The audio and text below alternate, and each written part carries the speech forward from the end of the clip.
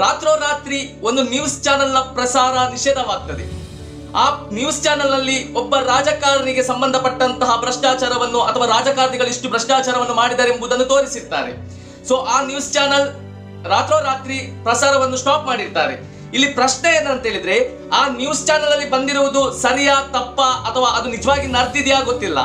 ಎರಡನೇದಾಗಿ ಏನಂತ ಹೇಳಿದ್ರೆ, ರಾತ್ರೋರಾತ್ರಿ ಅದರ ಪ್ರಸಾರವನ್ನು ನಿಷೇಧಿಸಿದ್ದಾರೆ. ಸೊ ಇಲ್ಲಿ ಒಂದು ಪ್ರಶ್ನೆಯನ್ನು ಮಾಡ್ಬೇಕಾದ್ರೆ ಏನಂತ ಹೇಳಿದ್ರೆ, ರಾಜ್ಯದಲ್ಲಿರುವಂತಹ ಸರ್ಕಾರದ ವಿರುದ್ಧ, ಸರ್ಕಾರ ನಡೆಸುವಂತಹ ರಾಜಕಾರಣಿಗಳ ವಿರುದ್ಧ ಇಲ್ಲಿ ಏನು ಮಾಡಿದ್ದಾರೆ, ಪ್ರಸಾರ ಮಾಡಿದ್ದಾರೆ. ಸೊ ಇಲ್ಲಿ ಜನಗಳಿಗೊಂದು ಅನುಮಾನ ಏನ್ ಕಾಡ್ತಾ ಇದೆ ಅಂತ ಹೇಳಿದ್ರೆ, ಇದು ರಾಜಕೀಯ ಒತ್ತಡದಿಂದ ಇದನ್ನು ಪ್ರಸಾರವನ್ನು ನಿಷೇಧಿಸಿದಾರಾ ಎಂಬಂತ ಒಂದು ಮನೋಭಾವನೆ ಕಾಡ್ತಾ ಇದೆ.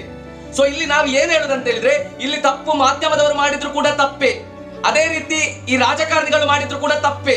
ಒಬ್ಬ ರಾಜಕಾರಣಿ, ಪ್ರಬಲ ರಾಜಕಾರಣಿ ಅಂತ ಹೇಳಿ ಅವ ಮಾಡಿದ ತಪ್ಪನ್ನು ಸರಿ ಮಾಡುದು ಕೂಡ ಅಲ್ಲ. ಅದೇ ರೀತಿ ಮಾಧ್ಯಮಗಳು ಪವರ್ಫುಲ್ ಅಂತ ಹೇಳಿ ಮಾಧ್ಯಮಗಳು ಮಾಡಿದ ತಪ್ಪನ್ನು ಸರಿ ಅಂತ ಬಿಂಬಿಸುವುದು ಸೂಕ್ತ ಅಲ್ಲ.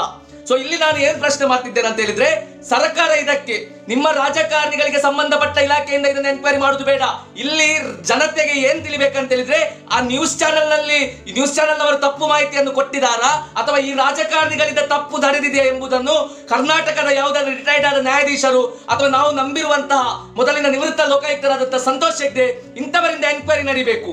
ಇಂಥವರಿಂದ ಎನ್ಕ್ವೈರಿ ನಡೆದು ಸತ್ಯ ಅಸತ್ಯವನ್ನು ಬಯಲು ಮಾಡಬೇಕು.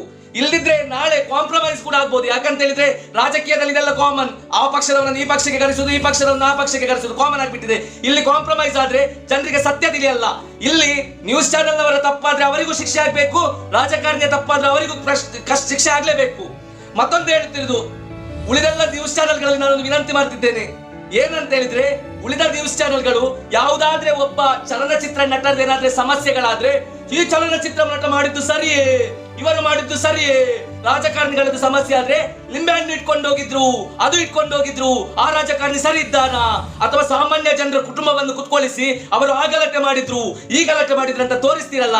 ಇವತ್ತು ಮಾಧ್ಯಮಗಳಿಗೆ ನಾನೊಂದು ಹೇಳ್ತಿದ್ದೇನೆ, ಈ ವಿಷಯವನ್ನು ಪ್ರತಿ ಮಾಧ್ಯಮದಲ್ಲಿ ಪ್ರಸಾರ ಮಾಡಿ.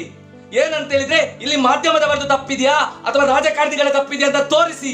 ಯಾಕಂತ ಹೇಳಿದ್ರೆ ಇವತ್ತು ನಿಮ್ಮ ಬುಡಕ್ಕೆ ಬಂದಿದೆ, ಮಾಧ್ಯಮದ ಬುಡಕ್ಕೆ ಬಂದಿದೆ. ಮಾಧ್ಯಮದವರು, ರಾಜಕಾರಣಿಗಳು, ಇವರಲ್ಲಿ ಯಾರು ಸರಿ? ಆ ಮಾಧ್ಯಮದವರು ಮಾಡಿದ್ದು ಸರಿಯಾ, ರಾಜಕಾರಣಿಗಳು ಮಾಡಿದ್ದು ಸರಿಯಾ? ಯಾರ ತಪ್ಪಿದೆ ಅಂತ ಹೇಳಿ ಉಳಿದ ಮೀಡಿಯಾದವರು ತೋರಿಸಿ.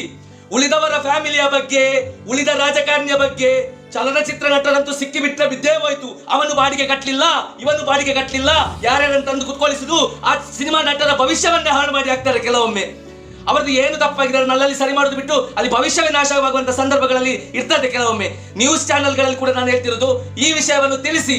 ಮಾಧ್ಯಮಗಳು ಸರಿದೆ ಎಂಬುದನ್ನು ತಿಳಿಸಿ. ಇಲ್ಲಿ ಎರಡು ವಿಷಯಗಳು ಜನರಿಗೆ ಸ್ಪಷ್ಟವಾಗಿ ತಿಳಿಸ್ತದೆ. ಒಂದು ಏನಂತ ಹೇಳಿದ್ರೆ, ಮಾಧ್ಯಮಗಳು ಸರಿಯಿಲ್ಲ. ಎರಡನೇದು ಏನಂತ ಹೇಳಿದ್ರೆ, ರಾಜಕಾರಣಿಗಳು ಸರಿಯಿಲ್ಲ. ಇಬ್ಬರಲ್ಲಿ ಯಾರು ಸರಿಯಿಲ್ಲ ಎಂಬುದನ್ನು ತೋರಿಸಿ. ಇಬ್ಬರಲ್ಲೂ ಯಾರು ಸರಿಯಿಲ್ಲ ಅಂತ ಹೇಳಿ ನೀವು ತೋರಿಸದಿದ್ರೆ ಎರಡು ಕಡೆ ಕಾಂಪ್ರಮೈಸ್ ಆಗಿದೆ, ನಿಮ್ಮ ನಡುವೆ ಒಪ್ಪಂದ ಆಗ್ತದೆ ಅಂತ ಜನರು ನಂಬ್ತಾರೆ. ಸೊ ಹೇಳ್ತಿರೋದು, ಮಾಧ್ಯಮಗಳು ನಿಜವಾಗಿ ಜನರು ನಂಬಿಕೆ ಇಟ್ಟಿರುವುದು ಮಾಧ್ಯಮದ ಮೇಲೆ. ಸಮಾಜದಲ್ಲಿರುವ ಸಮಸ್ಯೆಯನ್ನು ಮಾಧ್ಯಮಗಳು ತೋರಿಸಬೇಕು. ಎಷ್ಟೋ ಮಾಧ್ಯಮಗಳು ಒಳ್ಳೆದಿದೆ, ಆದ್ರೆ ಇವತ್ತು 80% ಜನರಿಗೆ ಮಾಧ್ಯಮದ ಮೇಲೆ ನಂಬಿಕೆ ಹೊರಟು ಹೋಗಿದೆ. ಆ ನಂಬಿಕೆಯನ್ನು ಉಳಿಸುವಂತ ಕೆಲಸವನ್ನು ನೀವು ಮಾಧ್ಯಮದವರು ಮಾಡಬೇಕು.